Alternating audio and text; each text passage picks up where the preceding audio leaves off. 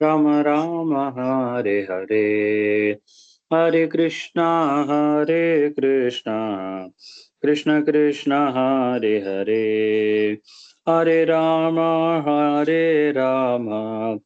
Rama Rama Hare Hare, Hare Krishna Krishna Krishna Hare Hare, Hare Rama Rama Rama Hare Hare. Jaya Prabhupada Jaya Prabhupada Jaya Prabhupada Srila Prabhupada Jaya Guru Deva Jaya Guru Deva Jaya Guru Deva Jaya Guru Deva. Hari Bol Hari Bol Hari Bol Nitya Gaura Hari Bol. Om Ajnanatimirandasya Jnananjanashalakaya Chakshurunmilitam Yena Tasmai Shri Gurave Namaha. Sri Chaitanya Manobishtam Sthapitam Yena Bhutale Swayam Rupakadamakhyam Dadati Swapadantikam Vandeham Shri Gurum Shri Yudapatakamallam Shri Gurun Vaishnavamscha Sri Rupam Sagrajatam Sakagana Raghunathanvidam Tam Sajivam Sadvaitam Savadutam Parijana Sagitam Krishna Chaitanya Devam Sri Radha Krishna Padan Sakagana Lalita Sri Vishakan Vidamscha He Krishna Karuna Sindhu Deenabandhu Jagatpate Gopesha Gopika Kanta Radha Kanta Namostude Tapta Kanchana Gaurangi Radhe Vrindavaneshwari Vrishabhanu Sute Devi Pranamami Haripriye Vancha Kalpatarubhascha Kripa Sindhubhya eva cha Patidanam Pavanebhyo Vaishnavebhyo Namo Namaha. Jai Sri Krishna Chaitanya Prabhu Nityananda Sri Advaita Gadadhara Srivasadi Gaura Bhakta Vrinda. Hare Krishna Krishna Krishna Hare Hare, Hare Rama Rama Rama Hare Hare, Hare Krishna Krishna Krishna Hare Hare, Hare Rama Rama Rama Hare Hare, Hare Krishna Krishna Krishna Hare Hare, Hare Rama Rama Rama Hare Hare. Namo Vishnupadaya Krishna Prasthaya Bhutale Srimate Mahavishnu Goswami Namane Mukam Karoti Vachalam Pangam Langaite Girim Yatkripa Tamaham Vande Shri Gurum Dinadarinam. Om Namo Bhagavate Vasudevaya, Om Namo Bhagavate Vasudevaya, Om Namo Bhagavate Vasudevaya. Narayanam Namaskritya Naranchaiva Narottamam Devim Saraswatim Vyasam Tato Jayamudiraye Nashtaprayeshu Bhatreshu Nityam Bhagavata Sevaya Bhagavati Ruttama Bhaktir Bhavati Naishtiki. Hare Krishna. நம்ம வந்து ரொம்ப gap almost 2 மாசத்துக்கு மேல gap ஆயிடுச்சு. ஏன்னா போன class வந்து December 6 நம்ம வந்து மீட் பண்ணோம். அதுக்கப்புறம் மார்கழி மாசம் வந்துருச்சு. நீங்க எல்லாருமே அந்த திருப்பாவை காலையில பாடக்கூடிய சேவையில வந்து ரொம்ப பிஸியா இருந்தீங்க. அதுக்கப்புறம் முகுந்த பிரபு கிரேஸ் முகுந்த பிரபு வந்திருந்தாருன்னு நினைக்கிறேன். எல்லாருக்கும் அருமையான அசோசியேஷன். இப்போ பிரபு வந்து கேரளாவில் குருவாயூரப்பன் சன்னதி அதெல்லாம் தரிசனம் பண்ணி அருமையா போட்டோலாம் ஷேர் பண்ணிட்டு இருக்காரு. ஸோ உங்களுக்கு அந்த இது இருந்தது. அதுக்கப்புறம் பிப்ரவரி மாசம் கூட வந்து ஜனவரியில கூட கிளாஸ் வைக்கலாம் அப்படின்னு சொல்லி கேட்கும் பொழுது இஸ் ஹோலினஸ் பக்திவிகாஸ் மகாராஜுடைய வியாஸ் பூஜா இருந்தது நினைக்கிறேன் ராமேஸ்வரத்துல. ஸோ கிட்டத்தட்ட 2 மாசத்துக்கு கழிச்சு நம்ம மீட் பண்றோம். அதனால இப்ப அதுக்கு ஃபர்ஸ்ட் நம்ம வந்து பகவான் நரசிம்மருக்கு நன்றி சொல்லிட்டு ஆரம்பிப்போம். ஏன் அப்படின்னா ரொம்ப நாள் கழிச்சு எல்லாரும் பார்க்கறதே பெரிய அபூர்வம். நடுவில் என்னென்ன வேணா நடக்கலாம். ஏன்னா பல இடங்களுக்கு நம்ம எல்லாம் டிராவல் பண்ணியிருக்கிறோம். நான் ராஜ்கோட் நடுவில் போயிருந்தேன். அந்த மாதிரி இப்போ எங்கள் நேட்டிவ் பிளேஸ் தஞ்சாவூருக்கு போயிருந்தேன். அதே மாதிரி நீங்க எல்லாமும் பல ஊர்களுக்கு டிராவல் பண்ணியிருப்பீங்க. இப்போ இருக்கிற நிலைமையில நம்ம எல்லாரும் டிராவல் பண்ணி சேஃபா வீட்டுக்கு வந்து ரொம்ப நாள் கழிச்சு மீட் பண்றோம்னா அதுவே பகவான் நரசிம்மருடைய ப்ரொடெக்ஷன் தான், அப்படிதான் சொல்லணும். இதை ஏன் சொல்றேன் அப்படின்னா கிளாஸ் முடிஞ்சு நம்ம டிவோட்டிஸ்க்கு மட்டும் இவர் பத்மானி பிரபுக்கு அனுப்பிச்சிடுறேன் ஒரு சின்ன வீடியோ.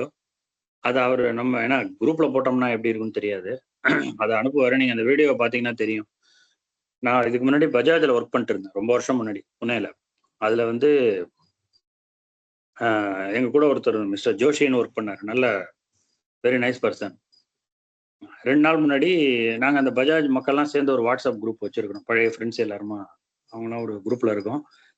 அதில் அப்படியே அவன் யாரெல்லாம் எங்கெங்கே ஒர்க் பண்ணுறாங்க, எந்த ஊருக்கு போகிறோம், அதெல்லாம் ஃபோட்டோஸ்லாம் போடுவாங்க.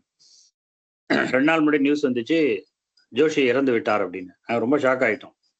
ஏன்னா கிட்டத்தட்ட என்னோட ஒரு 2-3 வயசு பெரியவர், அவ்வளோதான்.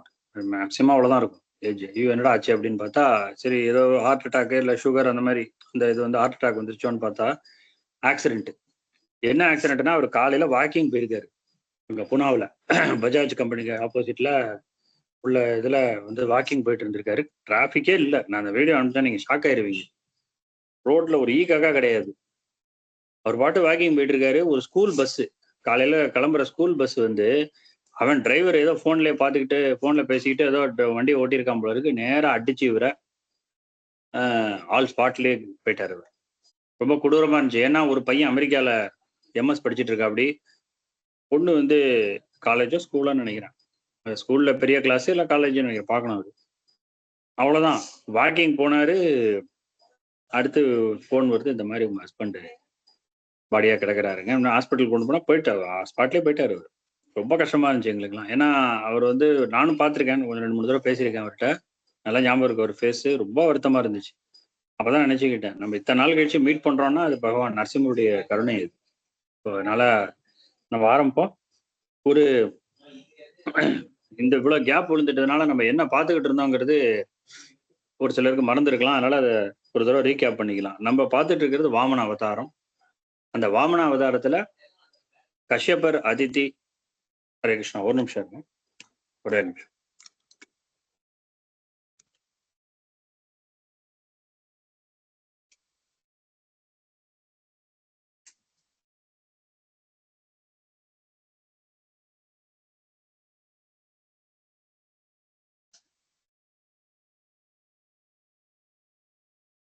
சாரி பிரபு, நான் ஆக்சுவலா வீடியோ ஆஃப் பண்ணிருக்கணும், ஆஃப் பண்ணல.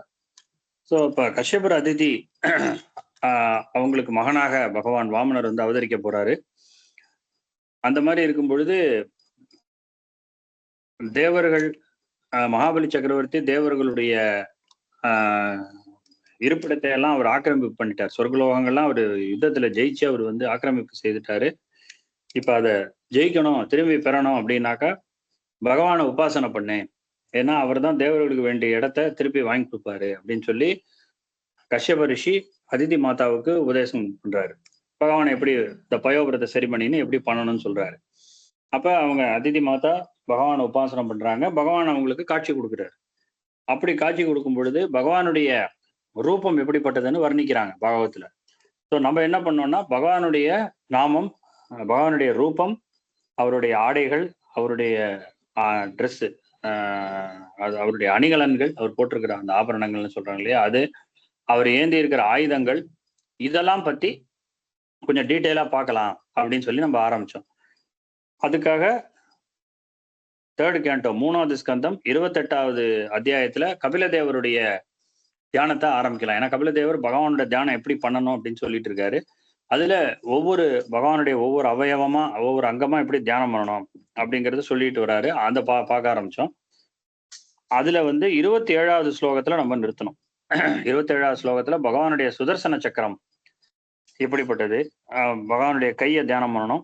பாதத்திலேயும் தியானம் ஆரம்பிச்சோம், கையை தியானம் பண்ணணும். அதுக்கப்புறம் வந்து அவருடைய கையில இருக்கக்கூடிய வளையல்கள், அதை போல ஆயுதங்கள், ஆபரணங்கள், அதே மாதிரி அவருடைய சுதர்சன சக்கரத்தையும் சங்கையும் தியானம் பண்ணணும் அப்படின்னு சொல்லக்கூடிய 27வது ஸ்லோகத்துல நம்ம நிறுத்தணும்.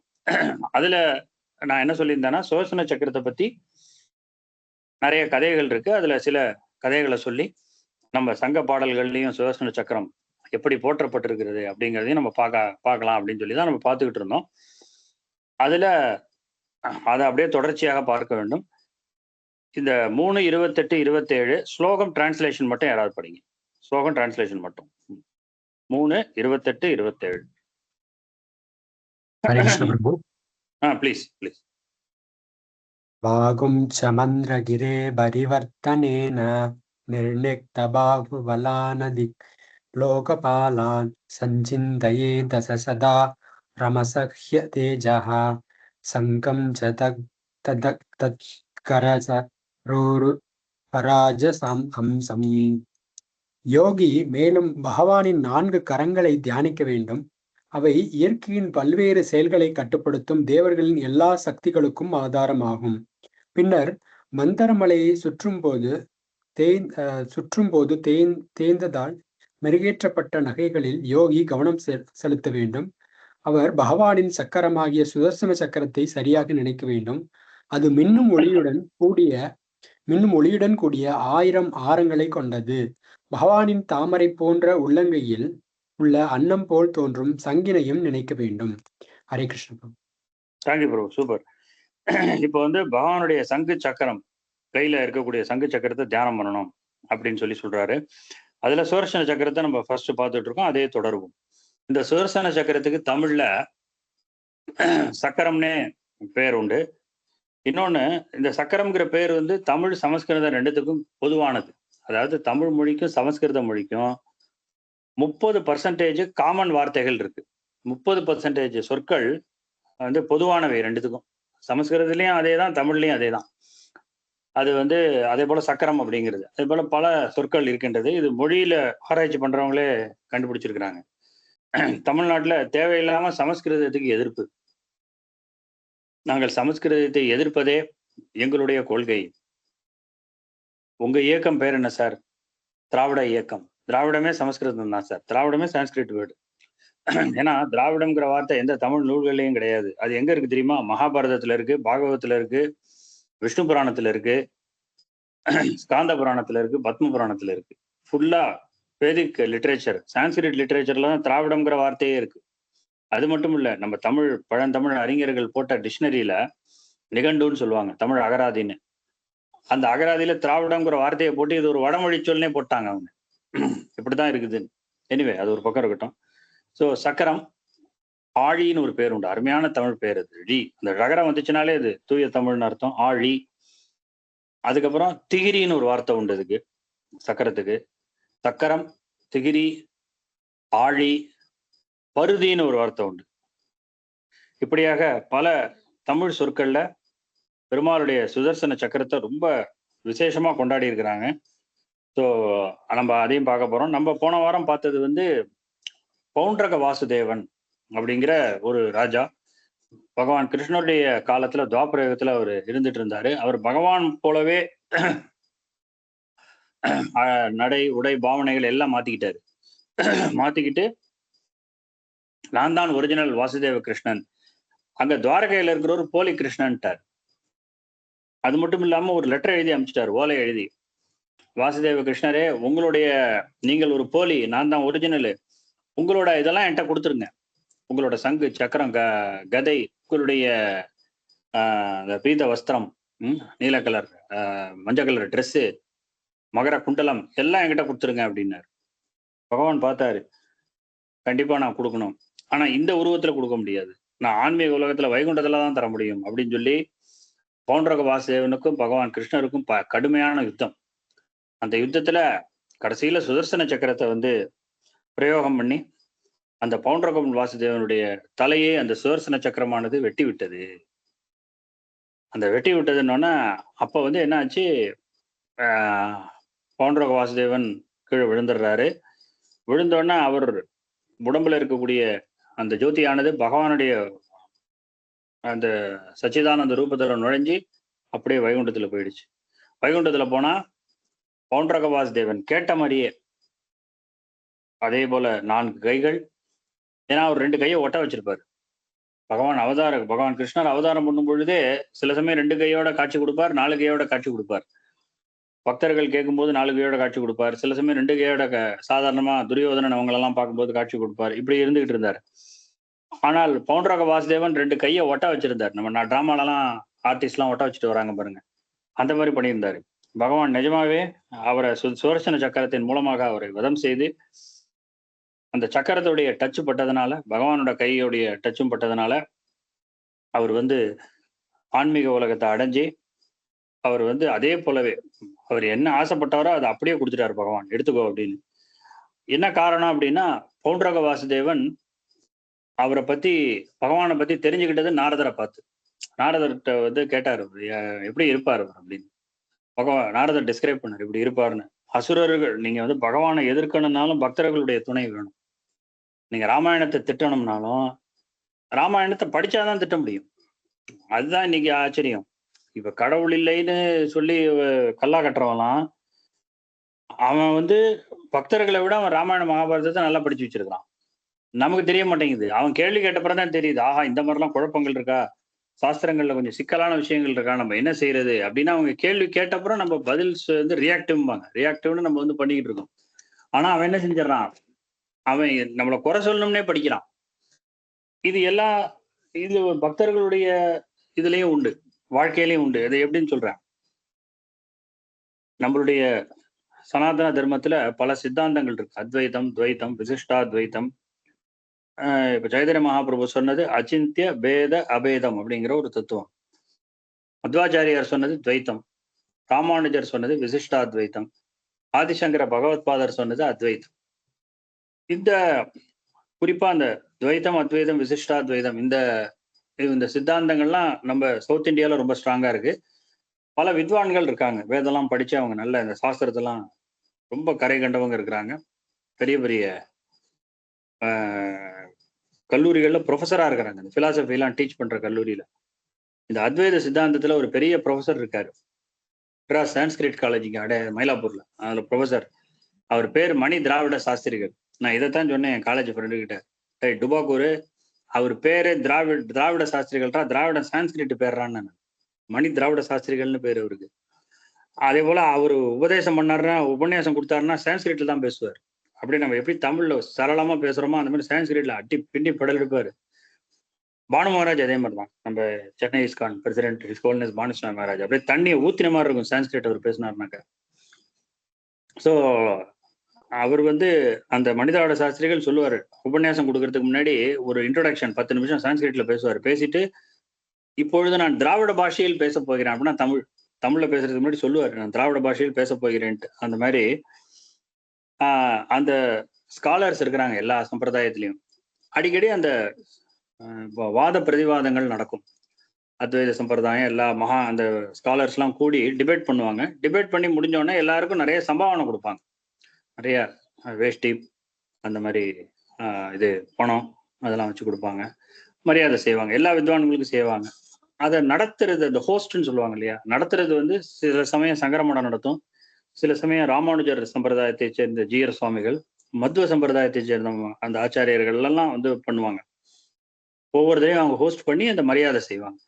அதுல வித்தியாசமே கிடையாது.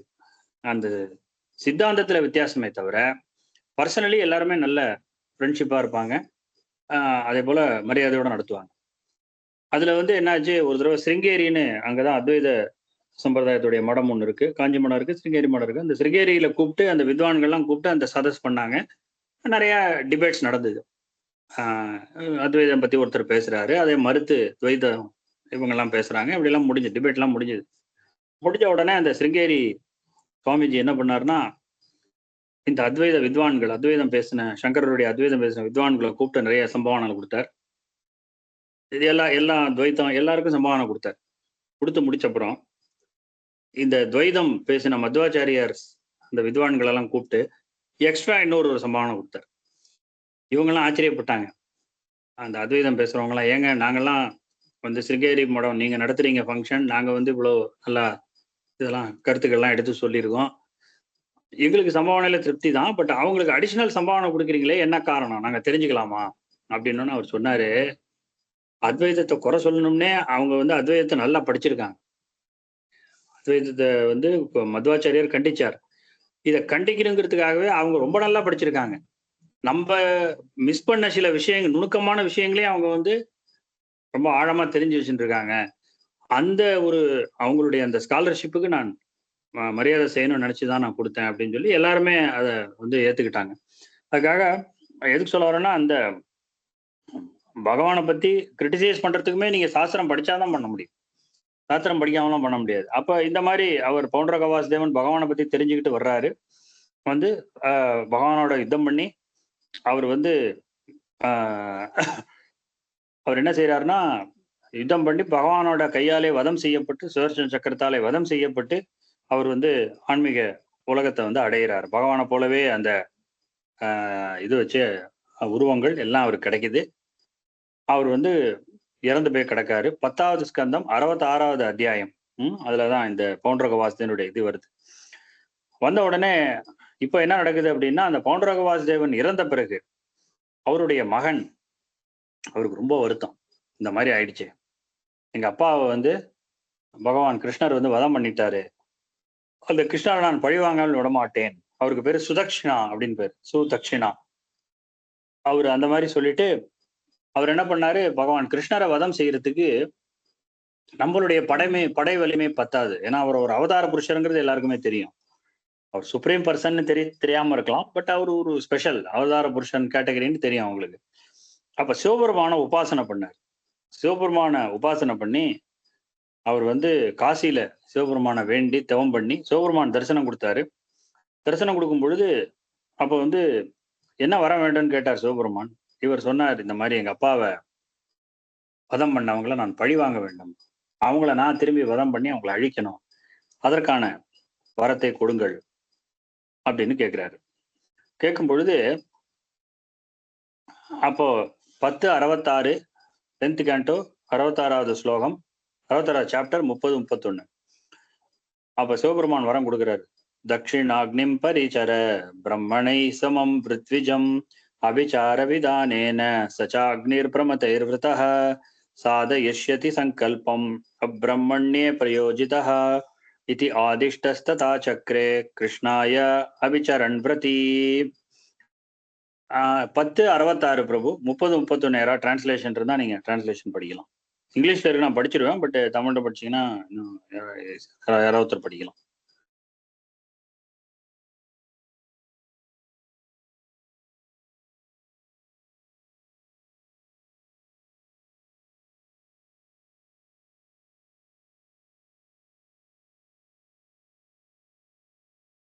ஓகே சங்கர் பிரபு, உங்களுக்கு இருக்கா? ரெடியா இருக்காது? இருக்கு பிரபு. சரி. 10:66 ஸ்லோகம் 30-31. 10:66 சாரி பிரபு. நான் படிக்கிறேன் பிரபு. படிங்க. நீங்க படிங்க. ஓகே பிரபு. அத்தியாயம் 66 ஸ்லோகம் 30-31. இது மொழிபெயர்ப்பா பிரபு? மொழிபெயர்ப்பு மட்டும். சிவபெருமான் அவனிடம் கூறினார், அபிச்சார கிரியை பின்பற்றி பிராமணர்களின் துணையுடன் மூல புரோகிதரான தட்சிணாக்னி நெருப்புக்கு சேவை செய். பிறகு பல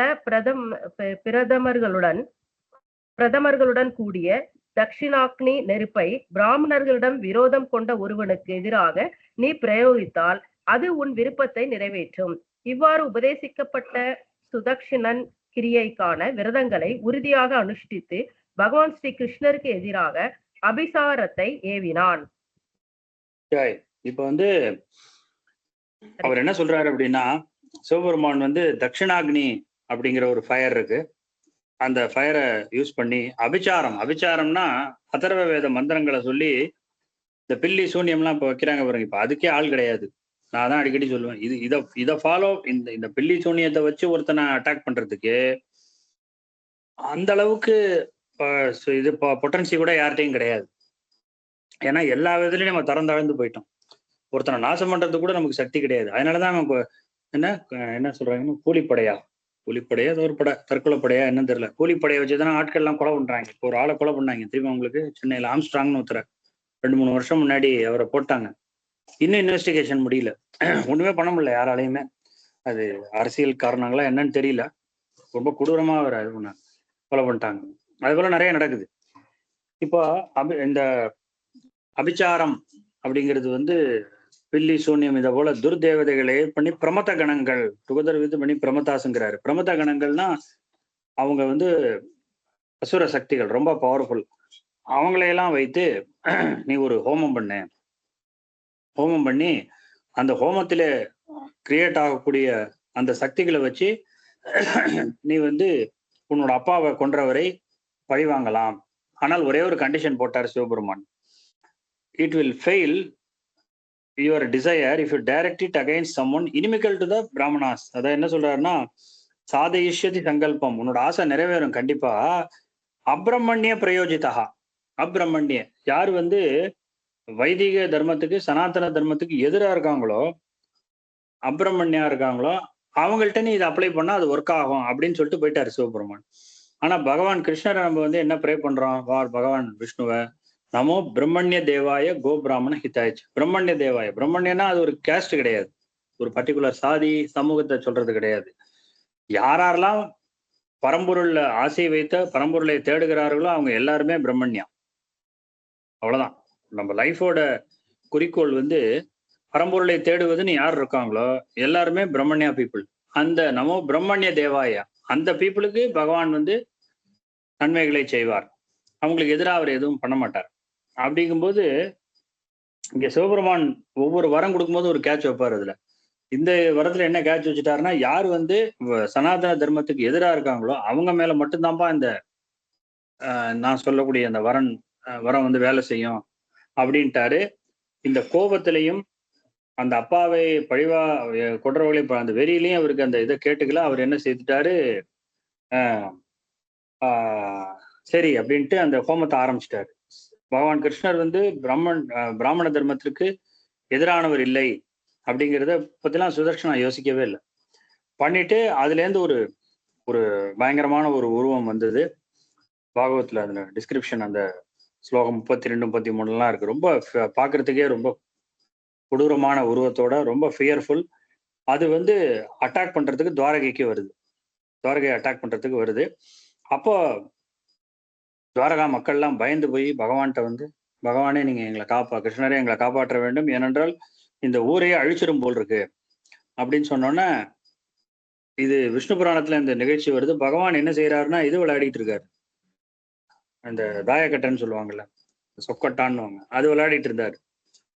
விளையாடிட்டு இருக்கும் பொழுது அப்ப போய் இவங்கெல்லாம் வந்து மக்கள் முறையிடுறாங்க. முறையிட்டோன்னு பகவான் என்ன செய்யறாருன்னா, சுதர்சன சக்கரம் அவருக்கு தெரிஞ்சு போச்சு.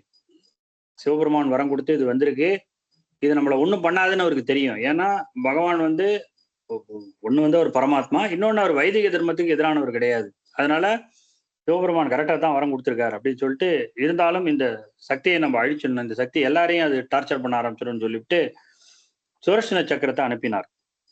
சுதர்சன சக்கரம் போய் அந்த உருவான அந்த அசுரனை, அந்த பூதத்தை வந்து துரத்த ஆரம்பிச்சது. அந்த பூதமானது சுதர்சன சக்கரத்தை ஃபேஸ் பண்ண முடியல. சுதர்சன சக்கரத்துடைய தேஜஸ் அவ்வளோ பிரகாசமா இருக்கிறது, ஃபேஸ் பண்ண முடியல. அதனால அந்த பூதம் என்ன பண்ணுச்சு, யூஸ்வலா இந்த மாதிரி பிரச்சனை என்னன்னு கேட்டீங்கன்னா, அந்த பில்லி சூனியம் இந்த மாதிரிலாம் பண்றாங்க பாருங்க, இன்னமும் செய்யறவங்கலாம் இருக்கிறாங்க.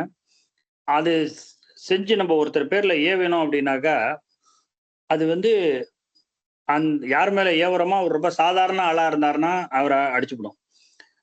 அவர் நேரமே சரியில்லாம இருந்தாருன்னு வச்சுக்கோங்க, அவர் ஜாதகத்துல ரொம்ப மோசமான காலத்தை அவர் ஃபேஸ் பண்ணிட்டு இருக்காரு, ரொம்ப கஷ்டத்துல இருக்கிறாரு அப்படின்னா இன்னமும் தொந்தரவு கொடுக்கும். அது யூஸ்வலா அப்படிதான். அது நம்ம வந்து நமக்கு வந்து வரக்கூடிய பிரச்சனைகள் எல்லாமே இப்ப கையில வந்து நம்ம கையில ஒரு 1 லட்ச ரூபா பணம் இருக்கு அப்படின்னா, ஒரு 10,000 20,000த்துக்கு செலவு வந்தா நம்ம சமாளிச்சிருவோம்.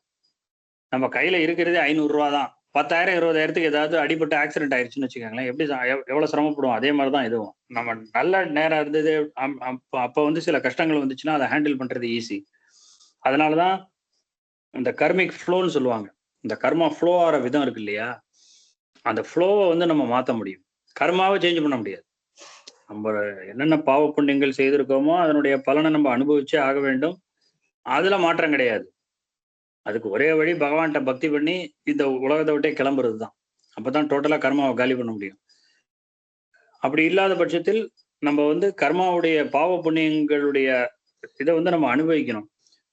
எதை முன்னாடி அனுபவிக்கணும், எதை பின்னாடி அனுபவிக்கணும்ன்ற அந்த ஃப்ளோ இருக்கு பாருங்க, இதுக்கப்புறம் இதுக்கப்புறம் அதை கொஞ்சம் மாத்திக்கலாம்.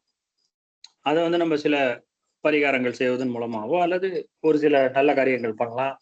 அதே போல கோயில்ல போய் சில அர்ச்சனை பண்றது, இந்த மாதிரிலாம் இந்த விளக்கு போடு இதெல்லாம் சொல்றாங்களே, இதெல்லாம் பண்றது மூலமா கொஞ்சம் இதனுடைய ஹோமம் பண்றது, சுதர்சன ஹோமம் இந்த மாதிரிலாம் பண்றது மூலமா கொஞ்சம் அந்த ஃப்ளோவை வந்து கண்ட்ரோல் பண்ணி அதை மாத்திக்கலாம். அதாவது நிறைய நமக்கு நல்ல சிச்சுவேஷன் இருக்கும்போது கொஞ்சம் கஷ்டம் வர்ற மாதிரி இருந்துச்சுன்னா அதை ஹேண்டில் பண்ற மாதிரி பண்ணலாம், அதெல்லாம் செய்ய முடியும். அதே மாதிரி இந்த பில்லி சூனியம் இதெல்லாம் என்ன பிரச்சனை அப்படின்னு கேட்டீங்கன்னா, யார் பேர்ல ஏவுறமோ அவன் வீக்கான ஆளா இருந்தானா அவனை காலி பண்ணிடும். அவர் நல்ல ஸ்ட்ராங் பக்தராகவோ அல்லது பெரிய செல்ஃப் ரியலைஸ்டு சோல்னு சொல்றோம்ல, தன்னை உணர்ந்த ஞானியாகவோ இருந்தார்னா அவரை ஒண்ணும் பண்ணாது. ஆனா ஏவனை அந்த ஆசாமிகிட்டே திரும்பி வந்து அடிக்கும். ஏன்னா அதனுடைய ஏம் யாரையாவது ஒருத்தர் அடிக்கணும், அந்த எண்ணத்தோட தான் அது வரும். அப்போ இது என்னாச்சு, இந்த சுதர்சன சக்கரத்துடைய தேஜஸை இந்த பூதத்தால தாங்க முடியலன்னா அது திரும்பி ஓடிடுச்சு. திரும்பி ஓடி எங்க காசியில அந்த சுதர்சன ராஜா ஆட்சி பண்ணிட்டு இருந்தாரோ காசியை போய் எரிக்க ஆரம்பிச்சிருச்சு. காசியை போய் எரிச்சு அவரையும் காலி பண்ணி அந்த நகரத்தை அழிச்சு கம்ப்ளீட்டா வந்து அந்த சுதக்ஷிணா அப்படிங்கிற ராஜாவை வந்து இந்த சுதர்சன சக்கரம் வந்து அழிச்சது இந்த பூதம் வந்து காசியை வந்து நாசம் பண்ணி விட்டது அப்படின்னு சொல்றாங்க. ஸோ இந்த ஒரு இடத்துல சுதர்சன சக்கரத்துடைய பெருமை வந்து ஸ்ரீமத் பாகவத்துல சொல்லப்படுகின்றது. அதனால பகவான் வந்து விளையாட்டா சொக்கோட்டான் விளையாடி கொண்டு சங்கல்பம் பண்ணார், அவ்வளவுதான். சுதர்சன சக்கரமே பகவானுடைய சங்கல்பம் அப்படின்னு தான் சாஸ்திரம் சொல்லுகிறது. பகவானோட வில். அவர் ஒன்று நினைச்சார்னா அதனுடைய ஒரு உருவம் தான் சுதர்சனம். அதனாலதான் பகவானுடைய சங்கல்பத்தினால் இந்த உலகமே கிரியேட் ஆகுதுன்னு சொல்லும் பொழுது பாஞ்சராத்திர சாஸ்திரங்கள்ல ஆகிர் புத்தினிய சம்ஹிதா அப்படின்னு ஒண்ணு இருக்கு. ஆகிர் புத்தினா சிவபெருமானே ஒரு ரிஷி மாதிரி வர்றாரு.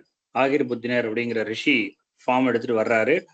அவர் உபதேசம் பண்றாரு இந்த சம்ஹிதை, பாஞ்சராத்திர சம்ஹிதை. ரொம்ப ஃபேமஸ் இது. கும்பகோணம் சக்கரபாணி கோயிலுக்கு போனீங்கன்னா சிவபெருமான் அந்த சக்கரபாணியுடைய மெயின் சன்னதியிலேயே ஆகிர் புத்தினர் அப்படிங்கிற ரிஷி உருவத்துல அவர் இருப்பாருங்க. அது அந்த பட்டாச்சாரியர்கிட்ட கேட்டீங்கன்னா அவர் தரிசனம் பண்ணி வைப்பார். சுவாமி இந்த மாதிரி இருக்கிறாராமே சிவபெருமான் எங்கன்னா அவர் தீபம் காமிச்சு உங்களுக்கு சிவபெருமானை காட்டுவார். ஸோ அந்த ஆகிர்பத்தின சம்ஹிதையில சுதர்சன சக்கரத்துடைய பெருமைகள் ரொம்ப விவரமா சொல்லப்பட்டிருக்கு. சுதர்சன பகவானை எப்படி உபாசனை பண்ணணும், சுதர்சன யந்திரத்தை எப்படி ஸ்தாபனம் பண்ணணும், பிரதிஷ்டை பண்ணணும் அப்படின்னு சொல்லி, சுதர்சனன் அப்படிங்கிறது பகவான் விஷ்ணுவுடைய வில், சங்கல்பம், அவருடைய நினைவு, அவருடைய விருப்பம்னு சொல்றோம்ல, அந்த விருப்பம் தான் சுதர்சனம் அப்படின்னு சொல்லி பகவானுக்கும் அவருக்கும் வித்தியாசமே கிடையாது என்று சொல்லி சொல்றாங்க. அப்படியாக இது ஒரு லீலை. பௌண்டரக வாசுதேவனையும் அவர் மகன் சுதக்ஷிணாவையும் பகவான் சக்கரத்தால் அழித்து அவங்களுக்கு நல்ல கதியை கொடுத்தார் அப்படிங்கிற ஒரு லீலையை பாகவதம் சொல்கிறது. இது சுதர்சன சக்கரத்தோட ஒரு பெருமை. இப்போ இன்னைக்கு வந்து நம்ம குரூப்ல வந்து நான் ஒரு இப்போ இது அமைச்சிருப்பேன் மெசேஜ். அதுல ஃபர்ஸ்ட் நற்றிணைன்னு ஒண்ணு இருக்கும். நற்றிணை கடவுள் வாழ்த்துன்னு அந்த பாட்டை நீங்க படிக்கலாம். அதுல திகிரி அப்படிங்கிற சொல்லுல தமிழ் இலக்கியங்கள் பகவான் சுதர்சனர் ரொம்ப விசேஷமா பாடியிருக்கு. யாராவது படிக்கலாம்? ஹரே கிருஷ்ண பிரபு. ப்ளீஸ். நற்றினை கடவுள் வாழ்த்து பாடியவர் பாரதம் பாடிய பெருந்தேவனார். மாநிலஞ்சேவடியாக தூணீர் வளைநரல் பௌவம் உடுக்கையாக விசும்புமை யாக திசைகை யாக பசுங்கதிர் மதியமுடு சுடர்கண்ணாக இயன்றவெல்லாம் பயின்று அகத்தடக்கிய வேத முதல்வன் என்ப தீதர விளங்கிய திகிரியோனே இந்த பெரிதான கரெக்ட் ப்ரோ. டிரான்ஸ்லேஷன் நம்ம பார்க்கலாம். Thanks bro. பாட்டு நீங்க படிச்சிட்டீங்க, நம்ம டிரான்ஸ்லேஷன் பார்க்கலாம். Array super bro. இது நற்றிணை, நல் திணை அது சேர்ந்துதான் நற்றிணை. நற்றிணைங்கிறது சங்க இலக்கியங்கள்ல ரொம்ப பழமையான நூல்கள்ல ஒண்ணு. அகநானூறு புறநானூறு மாதிரி நற்றிணையும் ரொம்ப ஃபேமஸான ஒரு பாட்டு. அந்த நற்றிணைக்கு கடவுள் வாழ்த்து, அந்த கடவுள் வாழ்த்தை பாடியவர் இந்த புலவர், சங்க புலவர். இவர் பேர் பாரதம் பாடிய பெருந்தேவனார். இவரோட ஒரிஜினல் பேர் பெருந்தேவனார் தான். பாரதம் பாடிய பெருந்தேவனார்னு ஏன் வந்துச்சு அப்படின்னா, மகாபாரதத்தை அவர் தமிழ்ல பாடினார். அதனுடைய சில பகுதிகள்லாம் இப்ப கிடைக்குது, பாக்கி பகுதிகள்லாம் அழிஞ்சு போச்சு. ஏன்னா யாருமே ப்ரிசர்வ் பண்றது கிடையாது. அந்த காலத்துல ஓலைச்சுவடிகள்லாம் எதை ப்ரிசர்வ் பண்ணாங்களோ அதுதான் நமக்கு தப்பிச்சு வந்திருக்கு. வேதம் கரெக்டா ஏன் தப்பிச்சுதுன்னா, வேதத்தை ஓதியே அவங்க வந்து பிராக்டிஸ் பண்ணாங்க. அதனால ஓலைச்சுவடி போனா கூட வேதம் இன்னைக்கு நமக்கு அப்படியே கிடைச்சிருச்சு. மற்றபடி புராணங்கள் இந்த மாதிரி சங்க இலக்கியங்கள்லாம் ஓலைச்சுவடியில எழுதி என்ன பண்ணுவாங்கன்னா, விஜயதசமின்னு ஒரு ஃபங்க்ஷன் வரும். நவராத்திரி முடிஞ்சு அந்த 10வது நாள் விஜயதசமி. அந்த விஜயதசமி அன்னைக்கு என்ன பண்ணுவாங்கன்னா, விஜயதசமி முன்னாடியே எழுத ஆரம்பிச்சிருவாங்க. வீட்டில் இருக்கக்கூடிய ஓலைச்சுவடியில் இருக்கக்கூடிய அந்த ஸ்லோகங்கள், பாடல்கள் இதெல்லாம் எழுதுவாங்க. எழுதி புது ஓலைச்சுவடியில் எழுதிட்டு பழத்தை தூக்கி ரிவர்ல போட்டுருவாங்க. விஜயதசமி அன்னைக்கு போகி அன்னைக்கும் பண்ணுவாங்க. அதனாலதான் இன்னைக்கு விஜயதசமி அன்னைக்கு நம்ம ஒரு கிளாஸ் ஆரம்பிக்கிறதா இருந்தாலும், ஒரு மிருதங்கமோ இல்லை ஒரு பாட்டோ ஆரம்பிக்கிறது எல்லாம் விஜயதசமி அன்னைக்கு ஏன் செய்யறோம்னா, அது வித்தைக்கு ரொம்ப ஸ்பெஷல். அந்த காலத்துல ஓலைச்சுவடிகளையும் புது ஓலைச்சுவடிகளை எழுதி பகவான் முன்னாடி வச்சுட்டு பழசை தூக்கி போட்டுருவாங்க. ஒரு சீசன்ல என்ன ஆச்சுன்னா, அவங்க வந்து அந்த சின்சியாரிட்டி, அந்த தபஸ்யெல்லாம் குறைஞ்சு போனோடனே சில வீடுகள்ல என்ன பண்ணிட்டாங்க, பழைய ஓலைச்சுவடை தூக்கி போட்டு புதுசு எழுதவே இல்லை, அதை பார்த்து காப்பி பண்ணவே இல்லை. அதனால பல இலக்கியங்கள் அழிஞ்சு போச்சு, புராணங்கள்லாம் நிறைய நமக்கு கிடைக்காம போச்சு, ஸ்லோகங்கள்லாம் நிறைய மிஸ்ஸிங்கா இருக்கு. இன்னைக்கு என்னென்ன கிடைச்சிருக்கோ அதை தான் பிரிண்ட் பண்ணி வச்சிருக்காங்க. வராக புராணம்னு ஒன்று இருக்கு. அந்த வராக புராணத்துல ஒரிஜினலே 30,000 ஸ்லோகத்துக்கு மேல. இன்னைக்கு நமக்கு கிடைச்சிருக்கிறது 10,000. அதே போல பல ஸ்லோகங்களுக்கு இந்த பிரச்சனைகள் இருக்கு. பிரம்மாண்ட புராணம், பிரம்ம வைவர்த்த புராணம், இந்த மாதிரி புராணங்கள்ல எல்லாம் நிறைய ஸ்லோகங்கள் மிஸ் ஆயிருக்கு நமக்கு. அதனாலதான் இப்போ நம்ம ஆச்சாரியர்கள், மத்வாச்சாரியார், கோஸ்வாமிகள்ஸ்லாம் அவங்களுடைய நூல்கள்ல சில ஸ்லோகங்களை கோட் பண்ணியிருப்பாங்க. இப்போ உள்ள பிரிண்ட் ஆன புராண புக்ல பார்த்தா அதெல்லாம் கிடைக்க மாட்டேங்குது. ஏன் கிடைக்க மாட்டேங்குதுன்னா இதான் காரணம். போச்சு, நிறைய மிஸ் பண்ண. அதே போல இந்த பாரதம் பாடிய பெருந்தேவனார் மகாபாரதத்தை தமிழ்ல பியூட்டிஃபுல்லா பாட்டா எழுதினாரு. அதுல ஒரு சில பகுதிகள் தான் கிடைச்சிருக்கு. இருந்தாலும் இவர் பாடினதுனால அவருக்கு ஒரு டைட்டிலே கொடுத்துட்டாங்க, பாரதம் பாடிய பெருந்தேவனார்னு ஒரு மிகப்பெரிய ஒரு கௌரவத்தை அவருக்கு கொடுத்து வச்சிருந்தாங்க. அதனால சங்க காலத்துல மகாபாரதத்தை எவ்வளவு கொண்டாடி இருக்காங்க அப்படின்னு நமக்கு தெரியுது. அந்த அவர் பாடுறாரு கடவுள் வாழ்த்து இந்த நற்றினில, மாநிலம் சேவடியாக, பெருமாளை பத்தி பாடுறாரு. மாநிலம் சேவடியாக, இந்த பூமியே பகவானுடைய திருவடி அப்படிங்கிறார். பூமியை பகவானுடைய திருவடியா நினைச்சுக்கோ அப்படிங்கிறாரு. இது வேதத்திலையும் எப்படி இருக்கு, பத்பியாம் பூமிகி அப்படின்னு வேதம் சொல்கிறது. பகவானுடைய பாதம் வந்து இந்த எர்த் பிளானட், நம்ம இருக்கக்கூடிய வசிக்கக்கூடிய எர்த் இருக்கு, இது பகவானுடைய திருவடியை குறிக்கும். அதனாலதான் நம்மளாம் ரொம்ப ஸ்பெஷல். இந்த இடத்துல இருக்கக்கூடிய எல்லாருமே ஸ்பெஷல், ஏன்னா பகவான் திருவடியில் உட்காந்துருக்கோம் நம்மளாம். அதே போல சேவடியாக, தூ நீர் வளை தரல் பௌவம் உடுக்கையாக. அப்ப தூ நீர், அதாவது தூவுகின்ற அலை நீர். அந்த பீச்சு கிட்ட போய் நின்னோம்னாக்கா கடல் தண்ணி அப்படியே நல்லா மேல நம்ம மேல அப்படியே ஸ்பிளாஷ் பண்ணி அடிக்கும். என்ன, அது மட்டும் இல்ல, வளை நரல் பௌவம், அது வந்து கடல்ல உள்ள சங்கெல்லாம் அப்படியே சத்தம் போடுமா. அவ்வளோ அழகா பாடுறாரு வர்ணிச்சு. ஸோ சங்கெல்லாம் கடல்ல கிடைக்கும். அவர் சொல்றாரு இந்த சங்கு தான் சத்தம் போடுகிறது, அது அலை சத்தமா வருது அப்படின்னு வர்ணனை செய்யறாரு. வளையனருள் பௌவம் உடுக்கையாக, உடுக்கைனா பகவானுடைய ட்ரெஸ், அந்த கடலையே தன்னுடைய ஆடையாக பகவான் அணிஞ்சிருக்கிறாரு. இந்த பூமியே அவரோட திருவடி அப்படின்னு சொல்லிட்டு, விசும்பு மெய்யாக, விசும்புன்னா ஆகாசம், ஆகாசம் வந்து நீல கலர்ல இருக்கும், அந்த நீல கலர் மாதிரி அவரோட திருமேனி. மெய்னா உடம்புன்னு அர்த்தம். விசும்பு நெய்யாக, அதாவது நீல வண்ணமான ஆகாசத்தையே தன்னுடைய உடம்பாக கொண்டவர். திசைகள் கையாக, இந்த பல திசைகள் தான் பகவானுடைய, எல்லா திசைகள்லயும் அவர் இருக்கக்கூடிய கை. இந்த விஸ்வரூபத்தை தியானம் பண்றார், பகவானுடைய விஸ்வரூபத்தை அந்த புலவர் தியானம் பண்றாரு இங்க. திசைகள் கையாக. பசுங்கதிர் மதியமுடு சுடர் கண்ணாக. பசுங்கதிர், அந்த பசுமையான கதிர்களை கொடுக்கக்கூடிய சூரியனும், மதியமுடு, மதியம்னா இது சந்திரன், ரெண்டும் கண்ணா இருக்கு. திருப்பாவையில ஆண்டாள் என்ன சொன்னாங்க, இதே விஷயத்த சொல்லியிருக்காங்களா? என்ன சொன்னாங்க?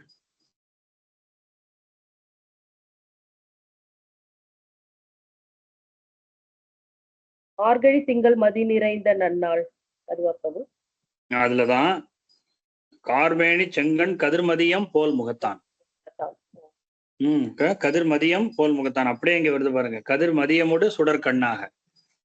ஒரே மாதிரிதான் பாடுவாங்க ஆண்டாள் போல சங்க புலவர்கள்லாம், ஒரே ஸ்டைல் தான் அவங்களுக்கு பாடுறதுக்கு. சோ அது ரெண்டும் கண்ணு, சூரிய சந்திரர்கள் பகவானுடைய கண்ணாக இருக்கின்றன, இருக்குது. இயன்றவெல்லாம் பயின்று அகத்து அடக்கிய வேத முதல்வன். இப்படிப்பட்டவர் என்ன பண்றாரு, இயன்றவெல்லாம், இந்த உலகத்துல இருக்கக்கூடியதெல்லாம் தன்னோட திருமேனிக்குள்ளேயே பகவான் வச்சு அடக்கி காப்பாத்துறாரு. அவர் யாரு அப்படின்னா வேத முதல்வன், வேதம்லாம் பாராட்டுகின்ற, வேதங்கள் போற்றி பாடுகின்ற முதல்வன், முழுமுதற் கடவுள். அவர் யார் அப்படின்னா தீதர விளங்கிய திகிரியோனே, எந்த விதமான குறைகளும் இல்லாமல் எல்லா உயர்ந்த பண்புகளையும் கொண்ட திகிரியோனே. திகிரியோனேனா திகிரி என்ற சுதர்சன சக்கரத்தை உடையவனே அப்படின்னு அர்த்தம். ஸோ அப்ப திகிரி அப்படின்னு இங்க வந்து ஒரு சுதர்சன சக்கரத்தை நம்ம தமிழ் பாடல்கள் சொல்றத பாக்குறோம். இப்படி வந்து சுதர்சனுடைய ஒரு கதையும் பாகவத்துல இருக்கு. ஸோ இன்னொரு கதை வந்து இதே திகிரின்னு சொல்லக்கூடிய ஒரு கதை ஒண்ணு இருக்கு, அது மகாபாரதத்தில். மகாபாரதத்துல வந்து இன்னைக்கு ஒரு 5 நிமிஷம் எக்ஸ்ட்ரா எடுத்துக்கிறேன் 10க்கு அப்புறம் உங்களுடைய பர்மிஷன். ஏன்னா இந்த கதையை சொல்லிடலாம். 9:54, இன்னொரு 10 நிமிஷம், 10:05க்கு முடிச்சிடலாம். இப்போ மகாபாரதத்துல வந்து ஜெயத்ரதன் அப்படிங்கிற ஒரு ராஜாவுடைய வதத்துல சுதர்சன சக்கரத்துக்கு ஒரு மிகப்பெரிய பங்கு இருக்கு. அந்த ஜெயத்ரதன் வந்து பாத்தீங்கன்னா கௌரவர்கள் 100 பேர், அந்த 100 பேர் கூட சேர்ந்து ஒரு பெண்ணும் பிறந்தாங்க, துஷ்சலை. அந்த துஷ்சலையுடைய கணவன் வந்து ஜெயத்ரன், சிந்து தேசத்து ராஜா. அவர் சிந்து தேசம்ங்கிறது ரொம்ப ஃபேமஸ், பஞ்சாப்னு சொல்றோம், சிந்து தேசம். அதுல வந்து அந்த ராஜாவா இருக்கிறாரு ஜெயத்ரதன். அவர் என்ன பண்ணாருன்னா, பாண்டவர்கள் வனவாசம் போகும் பொழுது ஒரு தடவை ஒரு காட்டுக்கு வர்றாரு. காட்டுக்கு வந்தோடனே திரௌபதியை அவர் பாக்குறாரு. அந்த அம்மா எங்கேயோ தண்ணி எடுத்துட்டு போயிட்டு இருக்காங்க அவங்களுடைய ஆசிரமத்துக்கு. அங்க வந்து பார்த்துட்டு திரௌபதி அவரை பார்த்தோன்னா வணங்குறாங்க. நீங்க எங்க குடும்பத்து மாப்பிள்ளைங்க, அந்த துஷ்சலையுடைய கணவர், நீங்க எங்க குடும்பத்து மாப்பிள்ளை, நல்லா இருக்கீங்களா, உங்களுக்கு நான் ஏதாவது உணவு அளிக்கட்டுமா அப்படின்னோடனே, உணவெல்லாம் வேண்டாம் திரௌபதி, நீ வந்து சந்தோஷமா அரண்மனையில இருக்க வேண்டியவ, நீ ஏமா இந்த பஞ்சபாண்டவர்களை கட்டிக்கிட்டு அழுகிற, நீ வா என்னுடைய அரண்மனைக்கு வா, உன்னைய நான் ராணி மாதிரி வச்சு காப்பாத்துறேன் அப்படின்னோடனே, அது வந்து அந்த அம்மா சொன்னாங்க, ஏங்க இப்படி பேசுறது நியாயமா, நான் வந்து திருமணமான ஒரு பொண்ணு, இப்படி நீங்க பேசலாமா, குடும்பத்து மாப்பிள்ளை நீங்க இப்படி எல்லாம் நடந்துக்கலாமான்னு அவர் அது கேட்கல. அவர் வந்து ஒரு ரதத்துல வந்திருக்கிறாரு. அவர் என்ன பண்றாருன்னா, திரௌபதியுடைய முடியை பிடிச்சு இழுத்து ரதத்துல ஏத்திக்கிட்டு கிளம்புறாரு. கிளம்பும் பொழுது தௌமியர்னு ஒரு பெரிய ரிஷி, அவர் தான் இவருக்கு குலகுருவாக காட்டுக்கு இவங்க கூட வர்றாரு, கைட் பண்றதுக்கு என்னென்னலாம் அந்த சடங்குகள்லாம் எப்படி பண்ணணும், எப்படி இருக்கணும் அப்படின்றதெல்லாம் கைட் பண்ண. தௌமியர் வந்து கத்துறாரு. அவர் சொல்றாரு ஜெயத்ரதனை பார்த்து, ஏங்க நீங்க ஒரு பெரிய ராஜா, தர்மத்தை காப்பாற்ற வேண்டிய நீங்களே இப்படி செய்யலாமா, ஒரு திருமணமான பெண்ணை அப்படியே அடைச்சு இழுத்துட்டு போறீங்களே, இது நியாயமா அப்படின்னு கேட்டோன்னா தௌமியரை உதச்சி தள்ளி விடுறாரு. அவர் அடிச்சு தள்ளிட்டு தேரோட்டி இருக்கிறாரு. 2 பேரும் சேர்ந்து திரௌபதி தூக்கிட்டு போயிடுறாங்க. தௌமியரை கத்துறாரு, அழுகிறாரு, ஐயோ இப்படி ஆயிடுச்சேன்னு. பாண்டவர்கள்லாம் அப்புறம் வர்றாங்க, என்னங்க ஆச்சு அப்படின்னா, இந்த மாதிரி வந்து தப்பா நடந்துகிட்டாரு ஜெயத்ரதன், நம்ம திரௌபதியை வந்து கடத்தி அழிச்சிட்டு போறாருன்னு பயங்கர கோவம் வந்தது. இவங்க எல்லாம் ஓடுறாங்க, திருத்துன்னு ஓடுறாங்க. ஓடி போய் அவரை அரெஸ்ட் பண்ணிடுறாங்க. அரெஸ்ட் பண்ணி திரௌபதியை ரிலீஸ் பண்ணிடுறாங்க. பீமன் சொல்றாரு, இவளை கொன்னே போட்டுறணும் அப்படின்னு.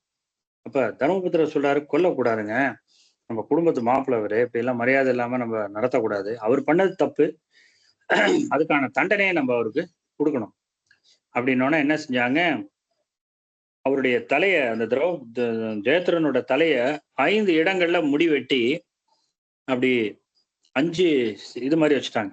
5 கோடு மாதிரி முடி இருக்கும், பாக்கி எல்லா இடத்துலயும் எம்டி. இது இப்ப நிஜமாவே காசு கொடுத்து பண்ணிக்கலாம். இதுல போய் தெரியுமா உங்களுக்கு, சலூன்ல காசை கொடுத்து இந்த மாதிரிலாம் பண்ணிக்கிறான்.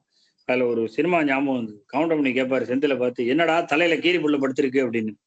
இப்ப செந்தில் ஒரு மாதிரி வித்தியாசமான ஹேர் ஸ்டைல் வச்சுட்டு வருவாரு. என்னடா அது கீரி புள்ள படுத்திருக்கு, அந்த மாதிரி நிஜமாவே 5 கீரி புள்ள படுத்திருக்கிற மாதிரி அவங்க அப்ப பண்ணி விட்டாங்க. அது பனிஷ்மெண்ட் சொல்லிட்டு அப்போ பீமன் சொல்றாரு, ஜெயத்ரதா நீ எங்க போனாலும் நான் பாண்டவர்களின் அடிமை அப்படின்னு சொல்லிக்கோ. உடனே இந்த 5 சிகையை உனக்கு எதுக்கு வச்சிருக்கோம்னா, எங்க 5 பேருக்கு நீ அடிமைன்னு சொல்லிக்கோ, எங்க போனாலும் உன்னை உயிரோட விட்டதே பெருசு அப்படின்னு விரட்டி விட்டுறாங்க. போயிடுறாரு. பெரிய அவமானம், நாட்டுக்கே போக முடியல. அவர் நாட்டுக்கு போக முடியாம அவர் என்ன செய்யறாரு, போய் சிவபெருமானை நோக்கி தவம் பண்றாரு. கடுமையான தவம், உக்கிரகமான தவம், பல வருஷங்கள் தவம் பண்ணி சிவபெருமான் வந்துடுறாரு. அவர் சொன்னார், சிவபெருமான்கிட்ட வரம் கேட்கிறார் ஜெயத்ரதன், 5 பாண்டவர்களையும் நான் கொலை செய்ய வேண்டும், வதம் பண்ணணும் யுத்தத்துல. அது சொன்னார், பாண்டவர்களை ஜெயிக்க முடியாது ஜெயத்ரதா, ஏன்னா அவங்களுடைய அஸ்திர பலங்கள், அவங்க பிராக்டிஸ் இதெல்லாம் ரொம்ப அதிகம் அப்படின்னோடனே, சரி நான் வந்து ஒரு நாளாவது பாண்டவர்களை நான் வந்து ஜெயிக்கணும், ஒரே நாள் அவங்களை யுத்தத்துல கண்ட்ரோல் பண்ணிட்டேன்னா போதும் அப்படின்னோடனே, அப்ப சிவபெருமான் வரம் கொடுக்குறார், எஸ் நீ யுத்தத்துல ஒரு நாள் கண்ட்ரோல் பண்ணலாம் பாண்டவர்களை, 4 பேரை கண்ட்ரோல் பண்ணலாம் அர்ஜுனனை தவிர அப்படின்னோடனே, ஏன் அப்படின்னு கேட்டோன்னே சிவபெருமான் பெரிய கதை சொல்ல ஆரம்பிச்சுட்டார். இந்த உலகம் எப்படி படைக்கப்பட்டது, எப்படி பகவான் நாராயணர் உலகத்தை சிருஷ்டி பண்ணாரு, இதெல்லாம் சொல்லி அவதாரங்கள்லாம் சொல்ல ஆரம்பிச்சாரு. ஜெயத்ரதன் சொன்னாரு, ஏங்க உங்கள்கிட்ட வரம் கேட்டேங்கிறதுக்காக உங்க உபன்யாசத்தெல்லாம் சொல்லி எங்களை டார்ச்சர் பண்றீங்களே, இது நியாயமா? ஏன்னா உலகத்திலே கொடுமையான விஷயம் உபன்யாசம் கேட்கறது. பிடிக்காத உபன்யாசம் கேட்டோம்னா ரொம்ப கஷ்டம்.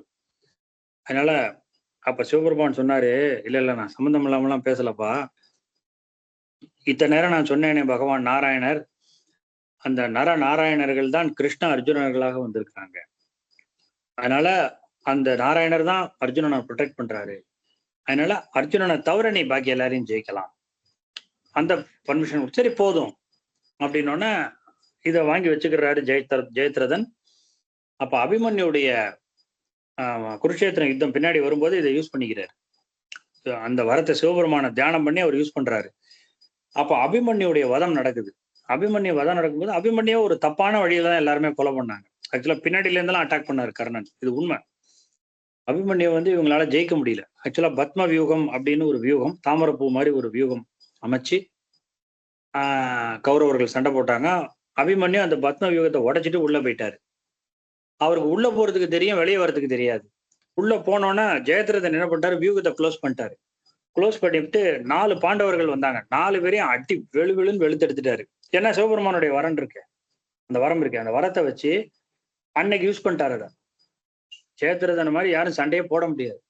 பயங்கரமான சண்டை அட்டிச்சு அவர் டோட்டலா 4 பேரையும் விரட்டி விட்டாரு. இவங்களால ஒண்ணுமே பண்ண முடியல.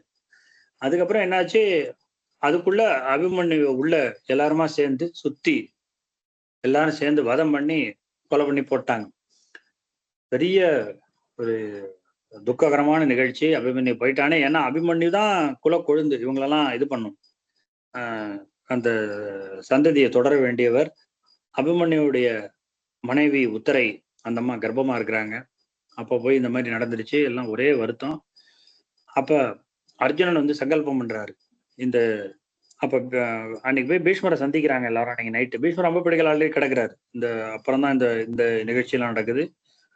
அப்ப பீஷ்மர் சொல்றாரு அர்ஜுனன்ட்ட, டேய் இதுக்கெல்லாம் காரணம் நீ யாரையும் சொல்லாத, ஜெயத்ரதன் தான்டா காரணம். ஏன்னா இவங்க 4 பேரும் உள்ள போயிருந்தா அபிமன்யை காப்பாத்திருக்கலாம். இவங்களை நல்ல பிளான் போட்டு நிறுத்தினது ஜெயத்ரதன். நீ அவனை மட்டும் மன்னிக்கவே மன்னிக்காத அப்படிங்கிறார் பீஷ்மர். அவன் பண்ணதுதான் பெரிய தப்பு அப்படின்னோடனே இவங்கெல்லாம் கர்ணன் இவங்கெல்லாம் ஏன் அடிச்சாங்கன்னா உள்ள மாட்டினா அடிச்சு க்ளோஸ் பண்ணிட்டாங்க. பட் அந்த சிச்சுவேஷனை கிரியேட் பண்ணது ஜெயத்ரதன் அப்படின்னோடனே இவர் அர்ஜுனன் சபதம் போடுறாரு, இந்த ஜெயத்ரதனை நாளை சூரிய அஸ்தமனத்துக்குள் நான் கொல்லுவேன். கொல்லாட்டி நான் தீயில இறங்கி நான் செத்து போயிடுவேன், உயிர் தியாகம் பண்ணிடுவேன்னொன்னே துரியோதனனுக்கு ஒரே சந்தோஷம். நாளைக்கு ஒரு நாள் ஜெயத்ரதனை காப்பாத்திட்டா அர்ஜுனன் தீயில இறங்கிடுவான். அர்ஜுனன் தீயில இறங்கிட்டா யுத்தம் முடிஞ்ச மாதிரி. ஒண்ணு சோகத்தாலேயே பாண்டவர்கள் யுத்தம் பண்ணாம போயிடுவாங்க. இன்னொன்னு பலமும் குறைஞ்சு போயிடும். அர்ஜுனன் போயிட்டாருன்னா பலம் இருக்காது அந்த ஆர்மிக்கு, நம்ம ஜெயிச்சிடலாம் அப்படின்னு ஜெயத்ரதனை எங்கேயோ பாதுகாப்பா வச்சுட்டாங்க. ஜெயத்ரதன் வெளியே வரமாட்டேங்கிறாரு, பேசாம உள்ள இருக்காரு. யுத்தம் பாட்டு நடந்துகிட்டு இருக்கு. அர்ஜுனனுக்கு ஒரே பதட்டம். பகவான்கிட்ட கேட்கிறாரு, கிருஷ்ணா இதை என்ன செய்யறதுன்னு. ஏய் அதெல்லாம் நான் பாத்துக்கிறேன், நீ பாட்டு யுத்தம் பண்றா அப்படிங்கிறாரு. யுத்தம் பண்ணோடனே யுத்தம் பண்ணிக்கிட்டே இருக்காங்க. அப்ப பகவான் என்ன செய்யறாரு யாருக்குமே தெரியாம, அர்ஜுனனுக்கு கூட தெரியாது, தன்னுடைய சுதர்சன சக்கரத்தை திரும்பி நினைக்கிறாரு. நினைச்சோன்னா சுதர்சன சக்கரம் என்ன பண்ணுது அப்படின்னா ஒரு இருட்டை கிரியேட் பண்ணுது, சூரிய அஸ்தமனம் மாதிரி. இதுல என்ன ஆச்சரியம்னா சுதர்சன சக்கரம் ரொம்ப பிரகாசமானது. அப்படிப்பட்ட பிரகாசமான சுதர்சன சக்கரம் அதால இருட்டையும் கிரியேட் பண்ண முடியும். பகவான் என்ன நினைக்கிறாரோ அது பண்ணும். அவ்வளவு பிரகாசமான சக்கரம் என்ன பண்ணுதுன்னா சூரிய உதயத்தை மறைச்சு தன்னுடைய ஒளியையும் சுதர்சன ஆழ்வார் பகவான் உள்ள இழுத்துக்கிறாரு. தன்னோட இந்த அவ்வளவு பிரகாசமான எல்லா பிரகாசத்தையும் உள்ள இழுத்து மறைச்சிக்கிட்டு தான் போய் சூரியனையும் மறைச்சு விட்டுறாரு. மறைச்சு விட்டோன்னா என்ன நடக்குது அப்படின்னா அந்த சன்செட் சூரிய அஸ்தமனத்துக்கான டைம் வந்துருச்சு. வந்தோடனே பெட்ரோல் டீனை தூக்கிட்டு வந்துட்டாரு துரியோதனன். அர்ஜுனா எனக்கு ரொம்ப சங்கடமா இருக்குப்பா, நீ செத்துருவேன்னு பயமா இருக்கு, இருந்தாலும் என்ன பண்றது, நீ சத்திரியன், நீ சபதம் போட்ட, நீ மீற முடியுமா, இந்தா கொளுத்தி கொண்டு சாகு. இந்த வடிவேல் படத்துல ஒரு காமெடி வரும், இப்பொழுது அண்ணன் இது பெட்ரோல் எல்லாம் தம் மேல ஊத்தி கொண்டு தீக்குளிக்க போறார் அப்படின்றான் கூட இருக்கிறவன். டேய் நான் எங்கடா சொன்னேன் அப்படிம்பாரு வடிவேலு. அந்த மாதிரி சொன்னோன்னே அவர் என்ன பண்ணுவாருன்னா வடிவேல் ஒரு டின்ல வெறும் தண்ணிய வச்சிருப்பாரு, சும்மா ஒரு ஒரு சீன் கிரியேட் பண்ணலான்னு. அவர் கூட இருக்கிறவன், அண்ணன் இது வெறும் தண்ணினே, இருங்க நான் போய் பெட்ரோல் வாங்கிட்டு வந்துடுவான் நிஜமாவே. அந்த மாதிரி இங்க இவர் நிக்கிறாரு துரியோதனன் தீக்குளிக்கிறதுக்கு ரெடியா அப்படின்னு. இவங்க பேசாம இருந்திருக்கலாம், அர்ஜுனன் பாட்டுக்கு தீயில குதிச்சிருப்பாரு. அவரு துரியோதனன் ஒரு என்ன தவறு பண்ணிட்டாருன்னா இந்த காட்சியை ஜெயத்ரதனும் பார்த்து அனுபவிக்கட்டும், ஏன்னா எப்படியும் சூரிய அஸ்தமனம் ஆயிடுச்சு, ஜெயத்ரதா வெளியவான்னு ஜெயத்ரதனையும் கூப்பிட்டு வந்துட்டார்.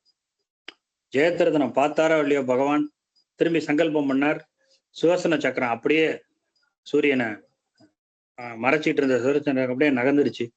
சூரியன் அப்படியே பிரகாசமா வருது. பார்த்தா மணி சாயங்காலம் 4 மணி தான் ஆகுது. 4 மணி 6 மணி ஆக்கிவிட்டார். அவ்வளவுதான். அப்போ பகவான் கிருஷ்ணர் சொன்னார், அர்ஜுனா, ஆகாசத்துல சூரியன் இருக்குப்பா, சூரிய அஸ்தமனம் ஆகல, அது என்னமோ தெரியல, இது எவன் பண்ண வேலையோ தெரியல, சூரியன் மறைஞ்சு போச்சுப்பா, இப்ப வந்துருச்சு, இப்ப அடி ஜெயத்ரதன். அது மட்டும் இல்ல, இன்னொரு இன்ஸ்ட்ரக்ஷனும் கொடுத்தார். நான் ஒரு விஷயம் சொல்றேன், நீ எப்படிப்பட்ட அம்பு அடிக்கணும்னா, ஜெயத்ரதனுடைய தலையை அது 2 துண்டாக்கி அங்க தூரத்துல ஒரு ரிஷி தியானம் பண்ணிட்டு இருக்கார். அந்த ரிஷி இல்ல, அவர் ஒரு மனிதர், அவர் தியானம் பண்ணிட்டு இருக்கார். அவருடைய மடியில போய் விழணும் அந்த தலை அப்படின்னு. அது தியானம் பண்றது யாருன்னு கேட்டீங்கன்னா, ஜெயத்ரதனுடைய அப்பா. அவர் ஒரு வரம் வாங்கியிருக்கார் சிவபெருமான்கிட்ட, என் மகன் தலை கீழே விழ யார் காரணமோ அவனோட தலை சுக்குநூறா வெடிக்கணும் அப்படின்னு.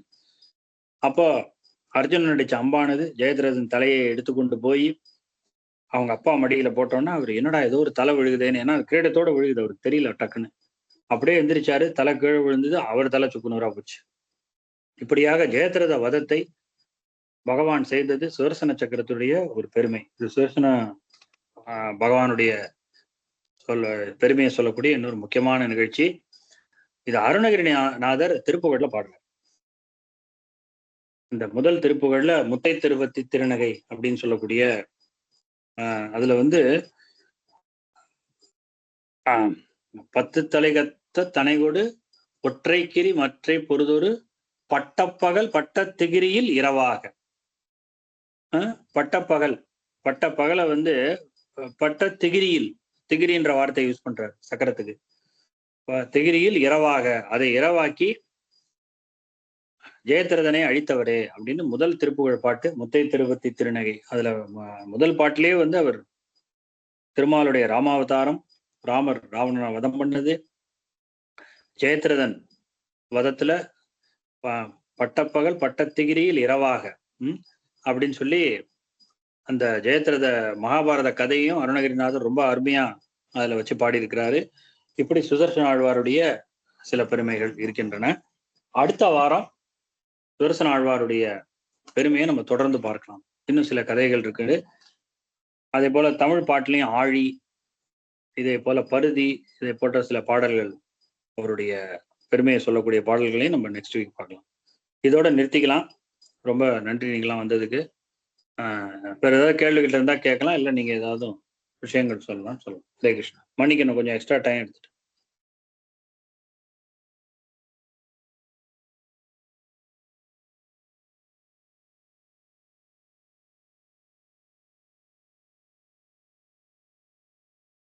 அமிர்தா மாதாஜி, ஸ்வர்ணலட்சுமி மாதாஜி,